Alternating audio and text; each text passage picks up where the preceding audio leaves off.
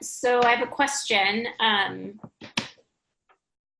just about, I mean, because so much of what we talk about is obviously nutrition. It's Hmm. obviously about, making progress on the scale and measurements. But Sure. as we know, this whole thing is about something much bigger than all of that. And really, I think that mindset has to do more of it. And, you talk a lot about self-care, and it's hard for some people to practice that.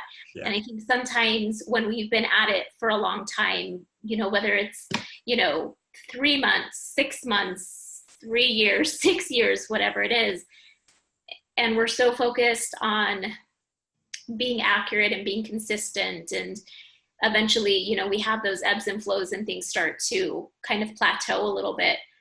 We get frustrated, and it can be really difficult to keep going. So with all of that, how how do you keep going when you get to that point? Like, Yeah. what is it about the mind stuff, the deeper stuff aside from just the macros, that Um, that helps keep people focused and not want to walk away? here's my experience, and I'm going to say this from a point of somebody who um, created a movement that's helped a lot of people. Somebody who's worked one-on-one with a lot of people and has a lot of anecdotal evidence to back it up. Somebody who has the personal experience of succeeding in this program by my definition of success. Right? Not the founder of IIFYMs, but Anthony, my personal definition of success, which I encourage everybody to have their own. And basically from my experience, like this is me. Um, and before I'm a nutrition guy, before everything, I am a child of God, a product of the universe, an earthling, a human. I'm a person. I'm an animal, and I have all of the moving parts that all of those things have. Right? Beyond that are all the boxes I choose to put myself in. I am a husband first and foremost. Second, I am a burner, participant of Burning Man, and I follow the 10 principles of Burning Man. Next, I am an artist. And next, I am a recovering drug addict. And then I am a nutritionist somewhere down the road. Even though nutrition occupies a large portion of my life, of my well-being, my income, my livelihood, it's not the defining thing. And that's how I believe it should be. Nutrition should not define us.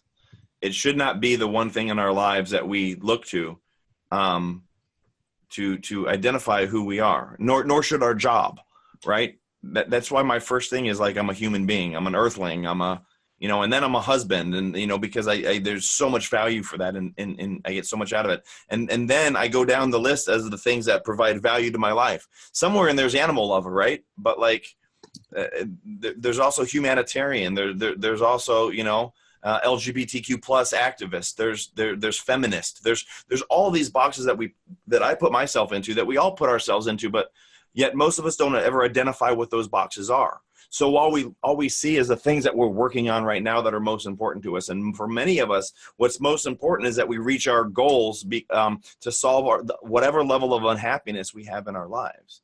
And so what am I unhappy about now that I can change? For a lot of us, for people in this group, obviously it's our weight. It's the way we look. It's our relationship with food. It's the way that we look at food. It's the way that we feel after we eat the food. It's the way that we see ourselves in the mirror, the way that we see ourselves in the clothes that we don't like, that we don't fit into. It's the unhappiness that we feel that weighs us down. So that becomes the immediate thing that we focus on, because it's the one thing in our lives that drag us down, that we want to fix, that we think that we can fix, because there's a system out there that promises that it will fix us, which is IIFYM, which is paleo, which is keto, which is Atkins, which is Jenny Craig, which is Weight Watchers, which is Zone, which is, the list goes on and on of programs that will promise you that you can reach your goal. The problem is this: I've created what I believe to be the most sustainable program out there, but until we acknowledge ourselves as beings other than fucked up fat people, until we start identifying stuff ourselves as things other than the worst part of ourselves that we're trying to fix, until we start focusing on everything behind that list after Earthling, like until I'm a better father, until I'm a better student, until I'm a better husband, until I'm a better teacher, until I'm a better, basically until I'm a better human, until I'm a better version of myself, I'm going to fall short in every area of my life, specifically the ones that I struggle with, that I hate about myself, specifically the ones that I want to change about myself. So when we come to programs like this, we're like, oh, I want to lose weight. Yeah, but you know what the thing is that I know about all of my clients?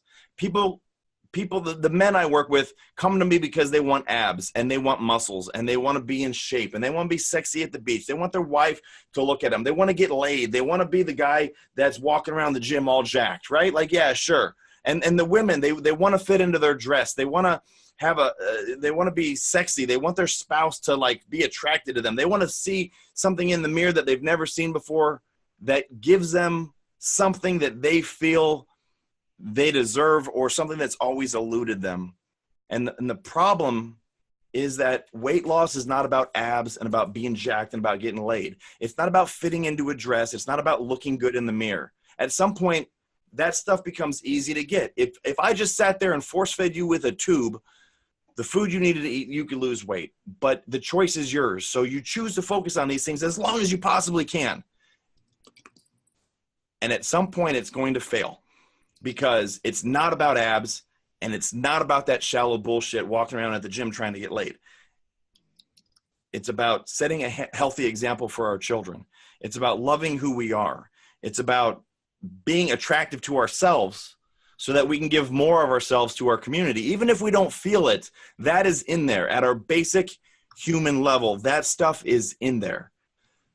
And the longer we go on and ignore those parts of ourselves where we want to ultimately have contribution in this world and be the better version of ourselves that we so desire to be, even if we're unaware of it, the longer we procrastinate on that or refuse to look at it, and the more we just try to focus on the surface stuff and ignore everything else that's underneath it, the more difficult it's going to be to reach our goals that are surface oriented, the closer we get to them.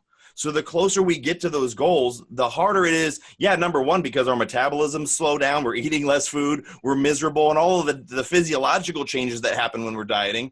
But also because, wait a second, I lost the weight, and the best I've ever looked is 6% body fat, shredded with big muscles. And if I was the guy that wanted to get laid based on his body, I could have found women that would have wanted to get with that kind of douchebag, right? Like, I could have done that.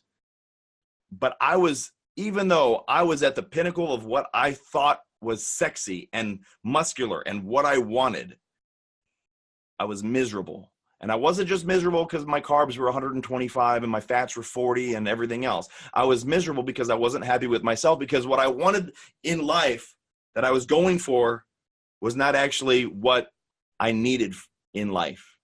And I was going after the wrong thing.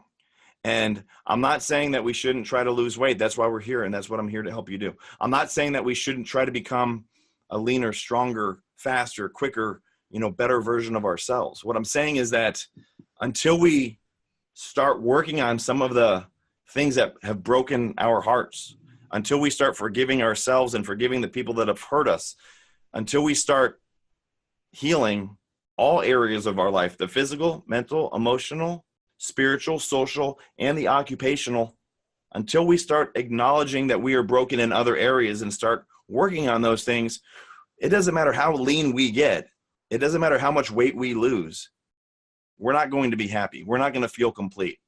It was like, I think was it Doc Holliday in Tombstone? Was it Doc Holliday that said, we have a God-shaped hole in our heart and we're trying to fill everything else, and there's only one thing that can go in that hole. Now, for some people that's God, some people it's Christ, some people it's Buddha, some people it's it's the universe of the chaos. It's for some people it's family, for some people it's forgiveness. It's something for everybody, and it's definitely not a smaller ass. And it's not abs, and it's not bigger biceps. That is all surface stuff. Now, there's meaning to that because I feel like I diet down for bodybuilding shows because out of all the things in my life where that I don't have control over, I know for a fact that I can hit my macros and I can work out and I will elicit a response in my body and I can count on that happening. Now, it might not happen exactly when I want it to happen and it might take a couple of detours along the way, but I know for a fact I can elicit predictable responses from my body by working out and by eating right. And if I do that, like, boom, it's the one thing in my life I can control the outcome of 100%. If business is shit, if my marriage is shit, if my dog is sick, if my kids are fucking off in school, if my boss is a dick, if everything sucks in my life and there's nothing I can control, I know I can control that. But that's me because I've proven to myself that I can do it. A lot of people in this program have not gotten to the point that they can prove to themselves that they can get there. So it becomes even more difficult because they start to question themselves even more. Do I have what it takes? I'm waning. I'm waxing. I'm not in flow. It doesn't feel as easy as it once does. My motivation is not there. What's going on? That happens all the time. It happens to me too all the time. It's happening right now. I lost 8 pounds last month. And I was supposed to really start my thing today or yesterday on the 1st. And I'm kind of like, I'm not really fucking feeling it. That's going to happen. So what can I do? You can do what I did this morning. I can get my journal out. I want you to see something. This is my journal, right? It started out, I'm intelligent. I spelled that wrong, so I crossed it out. Obviously not, kid. So I wrote, I am smart right after it. I am kind. I am true. I am humble. I am dedicated. I face my fears. I face my fears. I face my fears. I am honest. I am worthy of love. I am a good person. I am powerless. I am not God. I am not the highest power there is. I don't have the answers. I don't feel like I have to have all of the answers. That was what was next. And I'm just reading this to you guys. I've never shared this with anybody. I just wrote this 10 hours ago. And then I got real. I don't feel like I have to have all the answers. I don't feel like I have to know everything all the time. I feel like I'm alone. I don't want to have to be the one in control. I don't want to have to perform at 100%. I'm stressed out. I'm overwhelmed. I went from positive affirmations to real talk, right? I'm stressed out. I'm overwhelmed. I am not being the best version of me that I can be. I am hypocritical. I am afraid of being fake. I'm afraid of being a lie. I am a loser, right? And as soon as I started going with that, I was like, okay, now we're going away from real talk in the negative self-talk, and I need to back out of it. I listen to my gut. I listen to my higher power. I listen to my inner voice. I listen to God. And then I crossed out all the bullshit, all the real talk, and I left what was left over. And that, at the bottom, I listen to my gut, I listen to my higher power, I listen to my inner voice, I listen to God. Those are the things that all of that got down to for me. That's what was important to me, right? And so that's why I journal, because I need to get to the heart of my problems. And my problems are not, not having a six-pack. My problems are not weighing over 200 pounds. My problems are not, I'm not going to be in shape at Burning Man. And what are the people going to think that know that I show up in shape at Burning Man all the time? And I'm going to be half naked and mostly naked at Burning Man. And what if I show up without abs? Like, those are not real fucking problems. None of us have real problems when it comes to like our weight. The biggest among us and the skinniest among us that need to change something are beautiful people, right? We are beautiful people, and we are humans. We are human beings. We are earthlings. And we need to focus on being the best earthling that we can be while we're here. And so, well, yeah, it's important to lose weight and to reach our goals so that we can accomplish something that we've never accomplished in our life and accomplish something that's eluded us our entire time. Let's look at what's really going on behind the weight loss. Why do I want to lose weight? For abs? Yeah, okay, sure. Why do I want abs? I want confidence. I want self-esteem. I want to feel loved and attracted. I want other people to respect me. I want to stop hating myself. Those are the things that we really need to focus on. And when we make those priority, everything else gets easier. When we lower the stress, the pressure, the noise, the turbulence, the friction in our lives that holds us back, when we lower all that stuff, everything else gets easier, including dieting. That is why self-care is such a big part of my life and why I try to push that onto my clients so that they can take care of themselves, so that dieting doesn't have to be a fucking difficult situation, because it really isn't that hard. Eat less food, go to the gym sometimes, like you're good, right? But how hard is it to choose to go to the gym if you're not, like, if you're all stressed out? How hard is it to choose to track your macros when shit is not going your way at work, right? Shit's never going to go your way at work 100% of the time, and there's always going to be stress. So the more we can lower that stress and just accept the way things they are. What's the serenity prayer? Accept, God, grant me the serenity to accept the things I cannot change, the courage to change the things I can, and the wisdom to know the difference. If we can live by that, right, and actually change the things that we can change, and have the wisdom to understand, like, okay, this is something I can work on, this is something I can't, and accept the things that, like, are there that are not going anywhere, we really do lower stress in our lives. And then when stress is lower, the dieting is not that difficult. In fact, we might not even want to diet. We just might want to go to the gym, right? We just might want to go get on a kayak or go mountain climbing, because it doesn't, like, at that some point, it's like, I'm not stressed out about this and that and everything else. My weight doesn't bother me, but my weight sure as fuck does bother me when I need something to pick on about myself, because I'm not living the life I was ultimately put on this earth to figure out. I don't even remember what your question, Jen, is, but, like, for me, self-care is, like, paramount. And when we get distracted from our goal of being a better person, we're going to get distracted from our goal of dieting. It's as simple as that. So I'll stop, because I could just keep on going, and I'm saying the same thing over and over again. Does that answer your question, Jen? Yes, that's what I needed to hear. Thank you. Absolutely. Absolutely. Are there any other questions, Jen? Negative, amigo. All right, then why don't we call it, guys? It's we went about 15 minutes over. I don't mind going over. Sometimes we go 90 minutes, but thank you all for sticking it out. Thank you for letting me have my little monologue for a minute, or 10, or however long that was. Our next call is going to be on Friday. It'll be at 8:30 in the morning. Please join us. And I want you guys to go back to the Facebook group. I want you to lift each other up. I want you to find somebody at random that you don't even know and say, hey, how's it going this week? You're in the group. Haven't seen you post much. Or find somebody you know, lift them up. Age just did her video, right? Like, if you haven't done your video, get in there and do your video. Let us know who you are and what you're about, other than weight loss. Let us know who you really are. And while you're doing it, you might just inspire somebody to be a better version of themselves. And in doing so, you'll be inspired to do the same on your own. All right, everybody. We'll see you on Friday. Have a great evening. So I'm traveling, but I will be on the call on Friday. Oh, awesome. So I'm excited to see you then. And Nikki, hang on.